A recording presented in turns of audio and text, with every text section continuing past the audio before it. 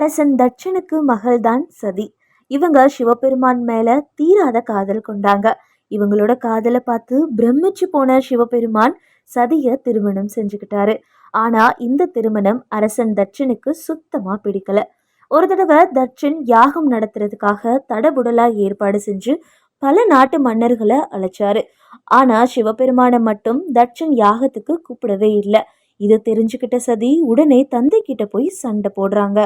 தட்சன் மகள்னு கூட பார்க்காம சிவபெருமானையும் சதியையும் சபைக்கு நடுவுல வச்சு அவமானப்படுத்திடுறாரு. உடனே சதி தன்னோட கணவரை இப்படி மத்தவங்க மத்தியில அவமானப்படுத்தினது தாங்க முடியாம யாக தீல விழுந்து உயிரிழந்துடுறாங்க. இந்த செய்தியை கேட்ட சிவபெருமானுக்கு கண்கள் சிவந்து கண்ணீர் குளம் எடுத்து ஓடுது.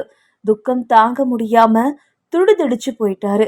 உடனே யாகம் நடந்த இடத்துக்கு போய் இறந்த தன்னோட ஆசை மனைவி சதியோட உடலை தன்னோட இரு கைகளால ஏந்தி தாண்டவநிரியா அப்படின்ற உலகத்துக்கு பேரழிவை கொடுக்கிற நடனத்தை ஆக்ரோஷமா ஆடுறாரு. சிவபெருமானோட ஆட்டம் பூமியையே அதிர வைக்குது. மனைவியோட பிரிவை தாங்க முடியாம உலகத்தையே வெறுத்து விலகி இமயமலையில தவத்துல மூழ்கிறாரு. சிவபெருமானோட இந்த செயலால உலகத்துக்கே பேராபத்து வந்துச்சு.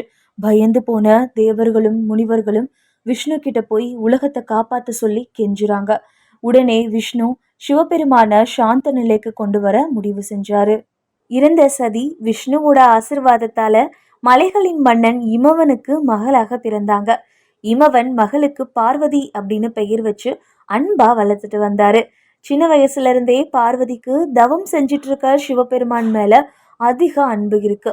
அந்த அன்பு நாளடைவுல காதலா மாறுது. சிவபெருமானோட தவத்தை கலைக்க பார்வதி எவ்வளவோ முயற்சி செய்றாங்க. ஆனாலும் முடியல. வேதனையில மூழ்கின பார்வதி தன்னோட பக்தியை பயன்படுத்தி சிவபெருமானோட இதயத்துல இடம் பிடிக்க நினைக்கிறாங்க.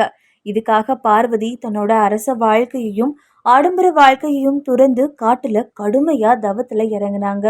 பலாயிரம் ஆண்டுகளா பார்வதி தேவி சிவபெருமானுக்காக தவம் புரியுறாங்க.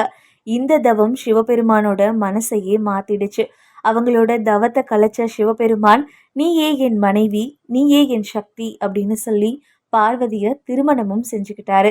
இந்த புராண கதை மூலமா சிவபெருமானுக்கும் பார்வதிக்கும் இடையே இருக்கிற ஆழமான உண்மையான காதல் நம்ம எல்லாருக்குமே தெரிஞ்சிடுச்சு.